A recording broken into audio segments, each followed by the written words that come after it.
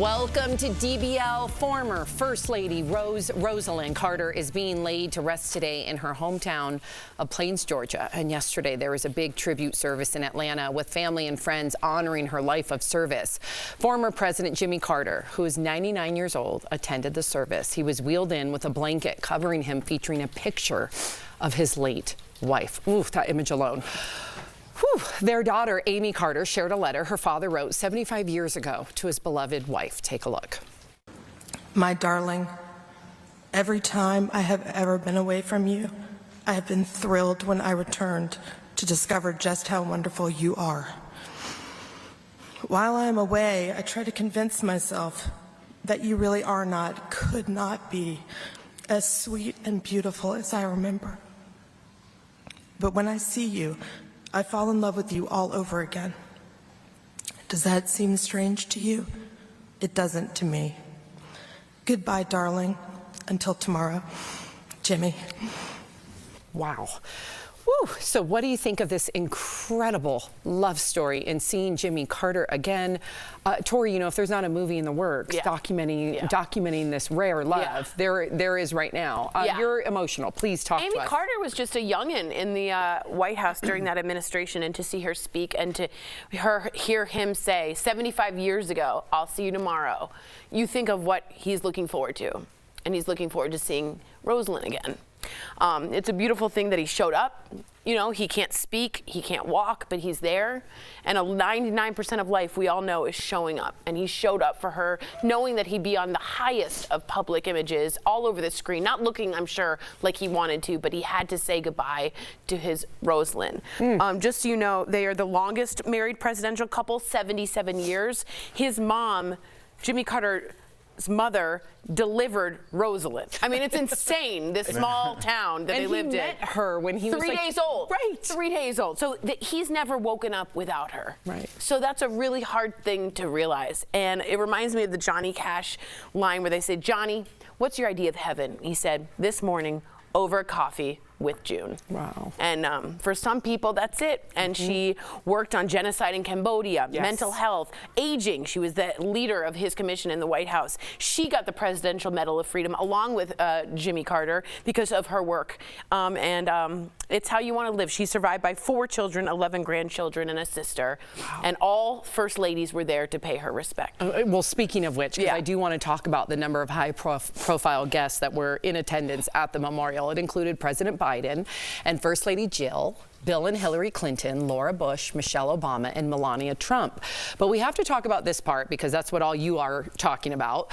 The fact that not only was it nice that all the First Ladies were in attendance, but a lot of people are also talking about the fact that Melania was the only one not wearing black.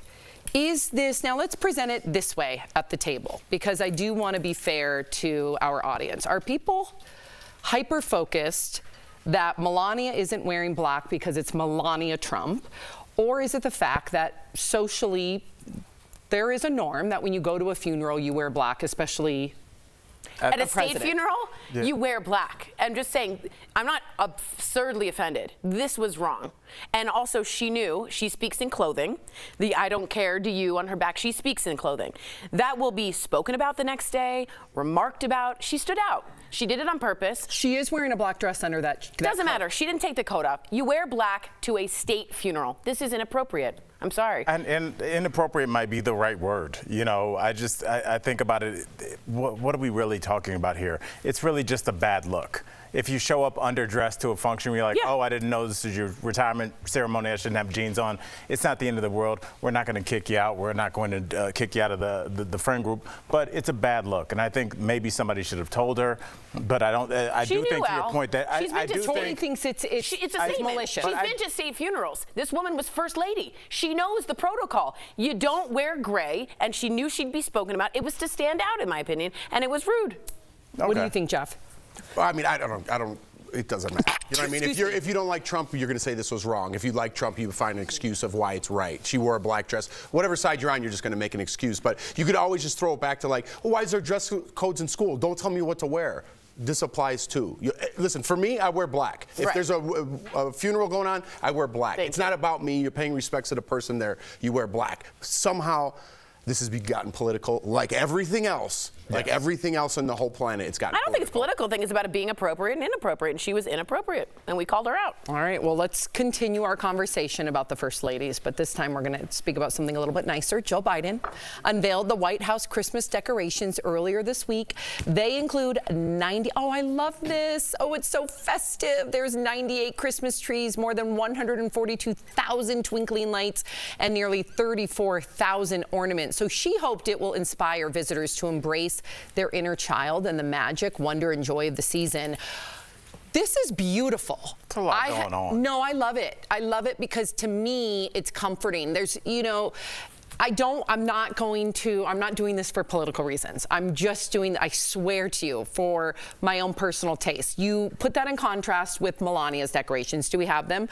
Which a lot of people thought were gorgeous. Very modern. They are gorgeous. Yeah. It's very modern.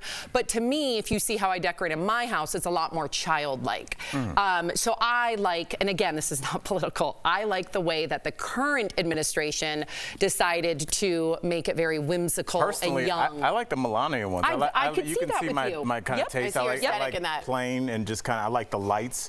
But I mean, obviously, if you've got kids, you go with the former. But I kind of like just the plain uniform Minimal. color. Yeah, the It's like color Kim reminds you of the Kardashian. season. She does the same thing. Very minimal, very classic. But man, bring on those candy canes and the gingerbread cookies. There's a cute gingerbread cookie named Nutmeg over at the Gaylord on the Rockies. That's not an ad, but Nutmeg is quite cute. Wait, Yeah, he comes up and he hangs out with the kids. Oh, he's a Nutmeg, the mascot? gingerbread man. What? Nutmeg the Juju man? The what? The gingerbread Nutmeg, man. the gingerbread Well, you're saying it man. like he's a household name. Like no one knows who Nutmeg is. No one. Isn't he the gingerbread man? Yes, Nutmeg, the gingerbread I don't think that's man. the name of the gingerbread man, is it? All right. Yeah, but you don't call. But his name's the gingerbread man. Right. His name is It's not- Nutmeg no. over at the Gaylord on the Rockies. He's a Do you poser. know the Muffin He's Man? a gingerbread man poser.